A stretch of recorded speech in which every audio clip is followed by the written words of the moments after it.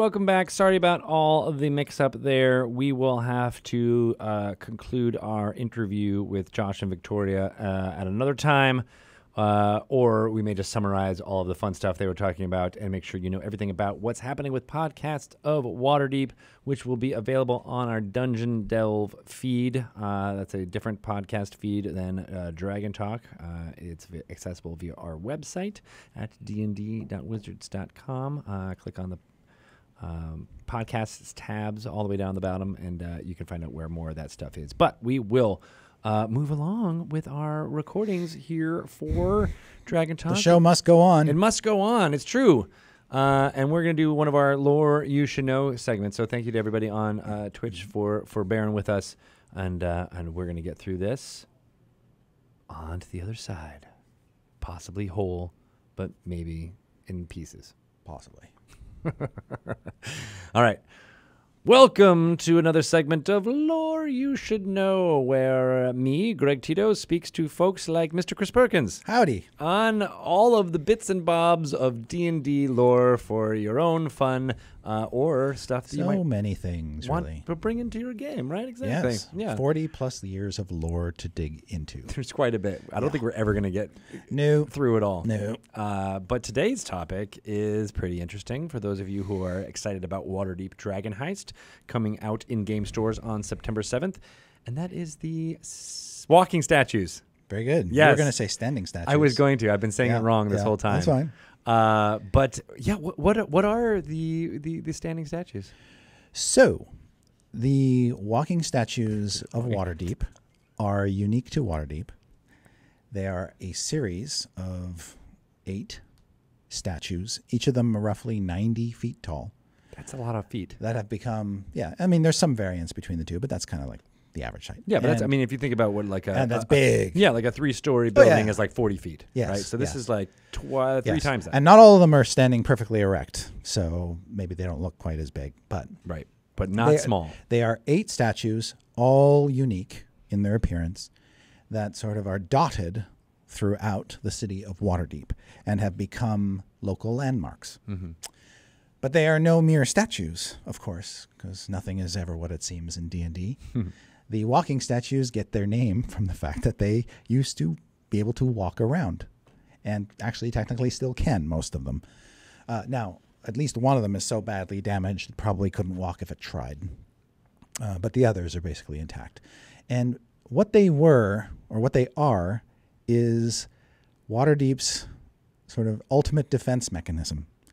If everything else goes wrong, the Blackstaff, whoever that may be, the High Wizard of Waterdeep, can make the statues animate and call upon them to defend the city against any possible aggression. I see. The downside is they're 90 feet tall, and in a city they can sometimes step on things, so they really are kind of a last recourse. But they have been activated on more than one occasion in the past. And in the distant past, they were hidden. Oh. A little known fact. We didn't know that the denizens of Waterdeep didn't know they were there. So there was one that was sort of on display. And it originally looked sort of like a big tall man. And people were surprised the day it sort of animated and started stomping around. But the others were hidden in the ethereal plane. Oh. And could be brought out of the ethereal plane to defend the city when necessary. That's cool. And then when their task was done, the Blackstaff could send them back into the ethereal and they would disappear from sight. Got it. Well, during the spell plague, that magic, like magic throughout the world, went haywire and basically stranded the statues in Waterdeep. They no longer have a connection to the ethereal plane. So they've essentially been disconnected from the ethereal plane and sort of been forced and stuck in the city. But they haven't been activated in a century. And so in the intervening years, people have built structures around and in some cases on top of them. That's cool. So throughout the city, you'll have these kind of some of these statues are reclining. Yeah. There's one that's sort of sitting crouched and has like a building in its lap. Another one is basically this beautiful sculpture of a woman who is reclining on a hillside, and there's like gardens all around her. So it's really sort of this beautiful scenic structure. Yeah. But then there are others that are just literally standing erect, full height, and you literally you can't miss them. You're like they're These colossi remind you, hey, oh my God. And that's a good comparison with the Colossus of the ancient wonders of the world, as well as possibly the Statue of Liberty as far as size and scope. Each of them have names, and all of them are discussed in some detail in Waterdeep Dragon Heist. You got the God Catcher. Their names are actually quite evocative. The God Catcher, the Sahuagin Humbled, the Hawk Man. Who gave them the names? Was that from the citizens, or was that a story that was told? So by their names have sort of, like a lot of things, they weren't codified at the beginning. People have just sort of called them that, and names stuck. Yeah. After a while, but the Hawkman statue, for instance, looks like a winged hawk-headed humanoid. So that's pretty obvious. It's pretty clear. I think we did that, or they were Buck Rogers fans. The Honorable Knight looks like an armored knight. So easy name. Pretty descriptive. The Griffin looks like a giant griffin. Oh. Kel Surprise. So now the Great Drunkard is funny. This walking statue stopped its last rampage as it approached the market and then fell backward and sat on a building. And so the way it fell suggested its name in a way. And it was a drunkard falling down. Yeah. Right. I love that. I love how those names kind of would be passed down over generations. It sort of evolved. They came about organically as opposed to somebody saying, I hereby dub thee. Right. Yeah. Yeah. They do feel like almost like a folklorish names for that reason. Yes. But in some cases, people have like carved out inside of them and are now living in the statues. Oh. So it would be terribly inconvenient if one of them just suddenly decided to get up and walk around. Right. Yeah. Is that legal within Waterdeep to carve your home inside one of these? Well, these things have been inanimate for long enough now, generations, when you think about it, that it's no longer an issue. And I think the general consensus is Waterdeep is quite capable of defending itself without needing to animate these things again. Maybe it's complacency on their part. Yeah. But they feel pretty secure, and so there are no laws that prohibit you from building on a place if you own that land, or even hauling it away. I mean, you could break it and haul away. I guess. In guess. theory. Yeah. Interesting. They're just part of the landscape now. Would the Blackstaff be angered if you did that? So the current Blackstaff, Vajra Safar, hard to say. While she would have technically the power to do so, by the way, the power to animate them is through the staff that the Blackstaff traditionally wields. Yeah. I think she, knowing her as I do, I don't think that she feels that they're necessary to Waterdeep's defense.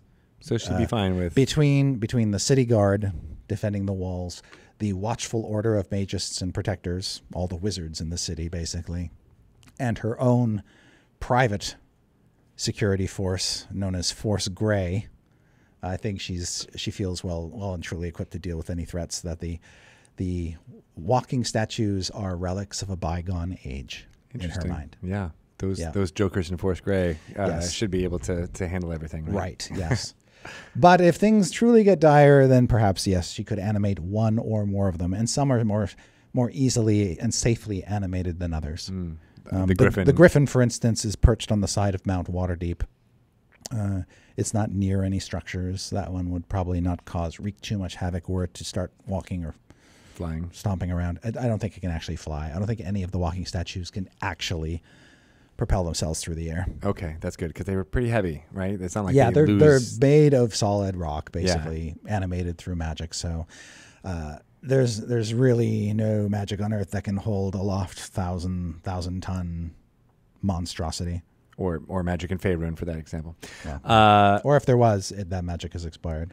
So this begs the question: where did they come from? Where were these statues first introduced? Were they always a part of it from Agaron? So they are believed to be Agaron's. Oh, That this is a defense system that he created. He was the first one to call them out of the ethereal, and he was the first one to command them in action. So, yay, Agaron! yay! That's some creative mojo power you got there. That's why we celebrate him on Founders Day. Indeed, yes. But looking at some of the lore here. That's millennia ago, right? That's a long time ago. Yeah. So they've been here. So the last time the statues stomped around, so a bunch of the statues appeared very suddenly in the city in the Spell Plague in 1385. They went on a rampage, basically uncontrolled, until Tessara Chaldron, who is then the Blackstaff, she actually tried to command them to halt, and they wouldn't. And because she tried to return them to their ethereal domain, and she couldn't. And so consequently, they eventually just they stopped and fell over. And when that happened, the city basically just said, okay, we'll just build it. We can't move them. They're too big, so they're here now. We'll just deal with they're now part of the okay. Part of the tourism bureau. Which is pretty cool. I do like that these are these huge monuments yes. that are not monuments, right? Like they're not. They weren't made they aren't made to honor a specific thing or event or. They're just or sort anything. of cyclopean reminders of Waterdeep's might. Yeah. Visitors beware. It's pretty fascinating. Yeah. Now, why were they unable to be controlled during the Spell Plague? Was it because of the severance of the... The Spell Plague did all kinds of wacky things to magic. This was just one further example of how horribly magic went awry during that period. Yeah. It was just blame it on the Spell Plague. Blame it on the Spell Plague. Yeah. What event would happen where they would need to be reanimated? Like, where is your storytelling brain going that would be such a great threat that the Blackstaff would be forced to do this? Well, I would say that if there was like a third troll war, where the trolls and creatures like trolls, like ogres and ettins, got all uppity and decided to besiege the city, as they have done at least twice before. Mm-hmm. Certainly an army of that magnitude and size might warrant a walking statue or two. If the city came under magical siege by, say, the Red Wizards of Thay, or if the city was attacked by some coastal power, because Waterdeep doesn't really have a navy at this time. Right. So if we were to be attacked by some coastal power, I could see these things wading out of the harbor to smash boats to smithereens and things like that. If Maztica decided to mount a monumental assault on the Sword Coast, as we've often jokingly entertained them doing, then perhaps these things would come into play then. Extra planar threats, like if suddenly a bunch of demons were gated into the city, these things would probably be better equipped to deal with it than a lot of others because of the nature of extra planar threats. They can, like, the city guard doesn't have magical weapons for the most part, so you need something on this order to smack them down. There's also the plot device of what happens if somebody steals the Blackstaff. Right. And obtains through the staff the power to animate the statues.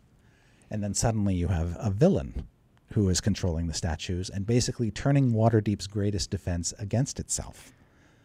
Yeah. What happens when that happens? I mean, it's about the quest to get that Blackstaff back. Adventurers unite. Yes. At that point, at that point in time, you've got the Watchful Order of Mages and Protectors and all the adventurers in the city, basically trying to save people from the stomping magic of the walking statues. Yeah. Now, the good thing about walking statues is they've really only got two ways of hurting you. One is to flatten you. Smash. The other is to basically pick up a small building and throw it at you, which they can do. But not a large building, only a small building. So that's a little bit better. Projectiles, they have a really good range with thrown objects.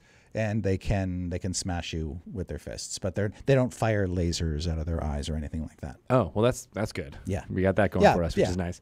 Are they sentient? But they could if the DM wanted them to. That's all. Are they sentient? Barely. Okay. They're pretty much. They do what they're told, what they're commanded to do, and no more. And they have no sense of self-preservation. Like a construct, like a yes, like a golem, basically. Got it.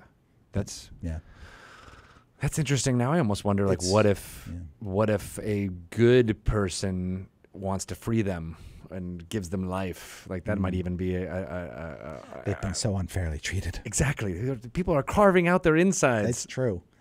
Well, fortunately, the walking statues don't seem to care. That we know of. But maybe there's this gnashing and wailing of teeth. Do walking statues have feelings? Do they have souls? We don't know. But it could be really explored. A DM could certainly go that way. Yeah. But I do not recommend it. There could be Waterdevian campaigns. Free the statues. Let the statues live their lives. Right. They'll create their own society of yes. statues and living above us. Yeah. I was just looking at the one statue, the Sword Maiden, which is actually the one that's broken up into pieces. Why is it broken up into pieces? So when it went on a rampage, it got badly attacked. The